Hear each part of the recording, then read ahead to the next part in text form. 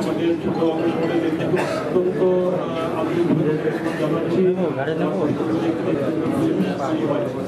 অত্যন্ত হচ্ছে সুন্দর পরিবেশ তৈরি আছে।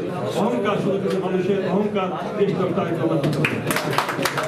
আজকের এই খুলনায় যখন আসি আমরা দেখেছি পোস্টার ব্যানার গেটে কিন্তু এই আমার রাজনীতির অন্যতম অভিভাবক ছিল। আমি যখন জানি আমরা শুধু যে কোনো পৃষ্ঠপোষকতা নিয়েই কাজ করছি তা না, আমরা বিরোধী দলও সারা বাংলাদেশে প্রতিকূল পরিবেশও যুব সমাজকে যাতে আমরা ক্রীড়াঙ্গনে আনতে পারি, সুস্থ পরিবেশ দিতে পারি, সুন্দরভাবে বেড়ে ওঠার পরিবেশ দিতে পারি, তার জন্য আমরা খেলাধুলা আয়োজন অতীত করেছি।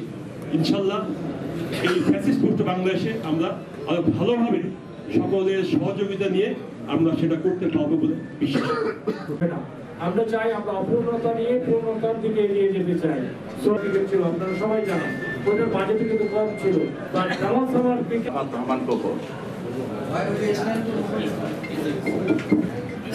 বিশেষ করে খুলনা শহরে আমরা আমাদের ভোট